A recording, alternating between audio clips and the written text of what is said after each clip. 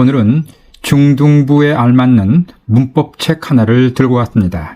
이투스북에서 나온 그래머 마스터라고 하는 책인데요.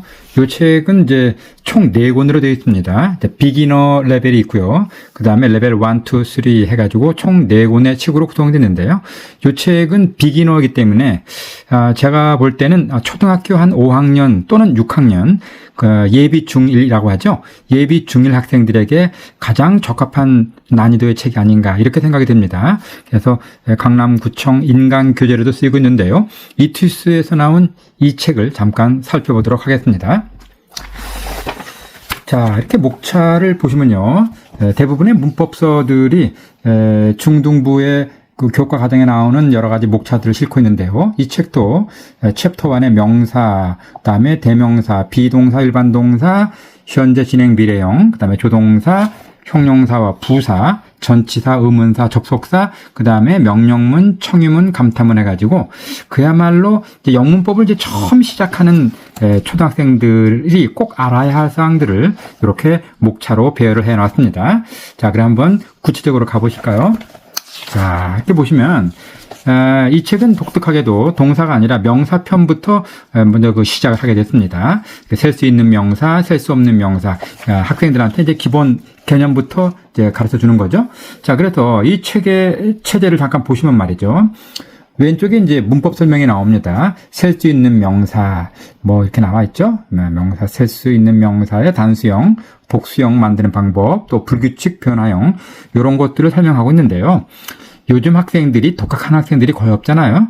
대부분이 이 교재를 학원에서 선정하거나 또는 가정에서 학부모님들이 가르쳐 주실 텐데, 일단 이 부분을 선생님들이 이제 설명을 학생들이 어렵지 않게, 지루하지 않게끔 이렇게 해설을 먼저 해주시겠죠.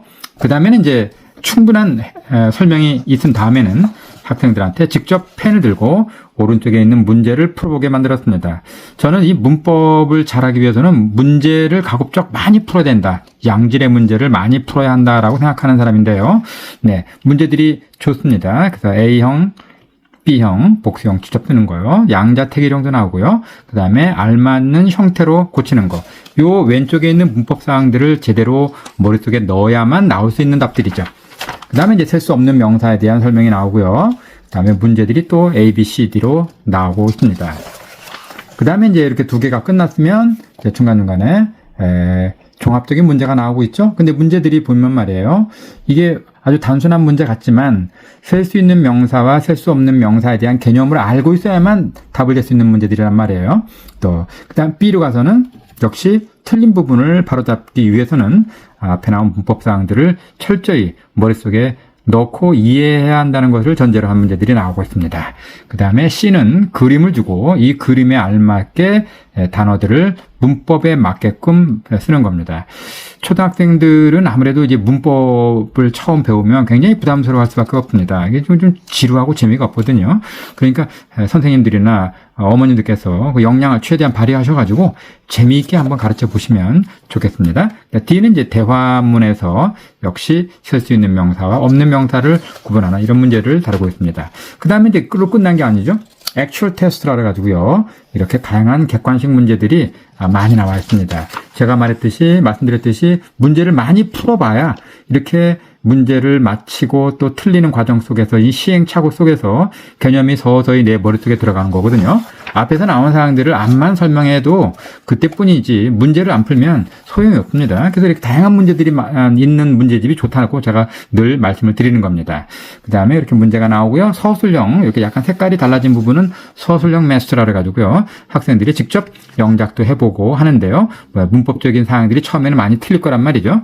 그럴 때는 이제 선생님들이나 어머니들께서 그거를 알맞게 피드백을 해주시면 되겠습니다. 서술형도 이렇게 많이 나오고 있습니다. 이렇게 해서 이제 한 단원이 끝나게 되는 거죠. 그 다음에 이제 대명사도 마찬가지입니다. 똑같은 시스템으로 돌아갑니다. 자, 보시면 문법 설명 나오고 최캅 문제가 나오고요. 그 다음에 또 문법 설명이 나오고 거기에 대한 문제풀이. 그 다음에 요거를 2개씩 묶어서 종합적인 연습 문제를 이렇게 길게 풀어보고 그 다음에는 액츄얼 테스트 문제를 객관식 많이 풀어보죠. 객관식을 많이 풀어보게 한 25문제가 나왔네요. 그 다음에 이제 서술형까지 또 고난도 문제에 도전하는 거죠. 이제 이런 걸 연습을 해야 합니다. 이제 중학교 올라가면 이런 것들을 배우기 때문이죠. 자, 이렇게 서술형 어려운 문제까지 이런 식으로 진행이 되겠습니다. 자, 그렇게 하고서 여기 뒤에는 요거는 이제 해답지고요. 그 다음에 이 책에는 이제 부록으로 워크북이 달려 있습니다. 앞에서도 문제가 적지 않은데 여기 또 문제가 나오고 있습니다. 요거는 이제 선생님들께서 학생들한테 과제로 내주면 좋습니다. 네, 과제를 너무 많이 내주지 마시고 초등학생들이니까요. 그날 배웠던 사항들을 얘가 얼마나 이해했나를 확인하는 용으로 이렇게 문제를 붙이고 여기까지 풀어와라. 3페이지까지 또는 5페이지까지 풀어와라 해가지고요. 학생들이 이제 풀어온 걸 보고 체크를 하는 거죠. 이 학생이 제대로 이해했나. 틀린 부분은 충분히 학생들이 이해할 수 있게끔 이해를 시키고요. 그렇게 피드백을 해주시면 되겠습니다. 이렇게 문제들을 많이 풀어보게 만들었습니다. 그래서 이 책이요. 그래서 제가 볼 때는 이 책이 서점가에서 많은 인기를 끌고 있다 그러는데 그럴 만한 이유가 있는 것 같습니다. 무엇보다도 문법 설명을 너무 많이 하는 것보다도 직접 문제를 풀어보면서 경험을 해보게 하는 것, 그것이 무엇보다 중요하니까요. 자, 그래서 오늘은 초등학교 5학년, 6학년 학생들한테 가장 알맞은 그래마 매스라고 하는 비기너용 요 책을 소개해드렸습니다. 감사합니다.